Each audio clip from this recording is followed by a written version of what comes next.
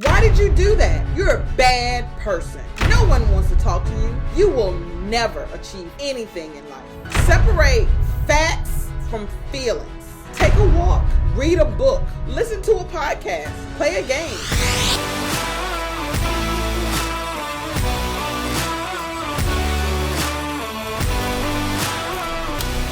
Hey everybody, it's Belinda. In this video, I'm going to talk about how to have more confidence by controlling your inner critic. Now, when we're going for an interview, we need confidence. But sometimes our inner critic, they come out and take all our confidence away. So I'm going to talk about 7 tips on how to improve and deal with that inner critic. Were you ever about to do something and then suddenly that voice inside your head starts talking? Why did you do that? You're a bad person. No one wants to talk to you. You will never achieve anything in life. The negative voice inside your head that judges, criticizes, or demeans you is your inner critic. Your inner critic plays a crucial role in how you see yourself and your self-esteem. When you don't know how to deal with your inner critic, you can feel ashamed, worthless, or low on self-esteem. Your inner critic might undermine your every accomplishment, or it might show up as you enter a room of people you've never met before. That harsh inner critic can lead to self-doubt or lack of confidence. When your inner critic controls too many of your actions, it could hold you back from things like growth, connection, and your full potential. Even though the way we think influences how we behave, those thoughts we have are not always true. If someone feels insecure and believes no one wants to talk to them, how do you think they will be in social settings?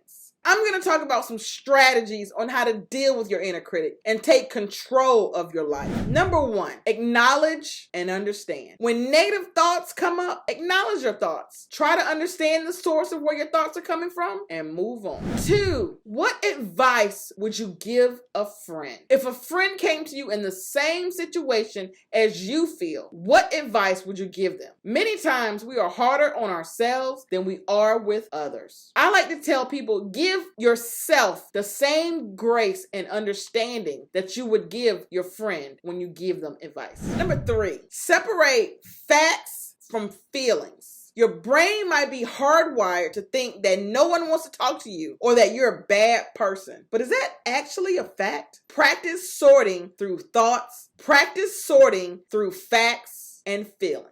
Practice self-acceptance and self-compassion. Replace negative or critical thoughts with accepting and compassionate ones. Have a selection of empowering, compassionate beliefs that you can tell yourself instead of succumbing to negative ones. Number 5, write down your positive thoughts. When your inner critic comes out, what is it saying? How can you challenge your inner critic? Write down times in your life that people have said positive things about you and focus on your strengths and what you're good at. Number 6, distract yourself when you're starting to replay mistakes in your head. Have you ever made a mistake and replayed those moments over and over and over again? That doesn't resolve the issue. If you find you're thinking about it over and over again, instead of actively problem solving, distract yourself from those thoughts. Take a walk, read a book, listen to a podcast, play a game, watch a rocket employment video, or cuddle with your pet. And number 7,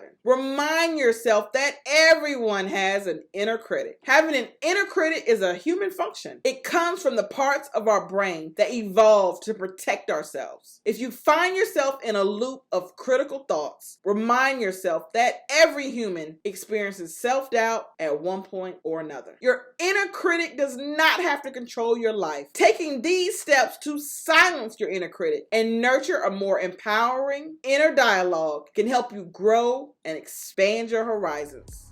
I'll see you at the next video.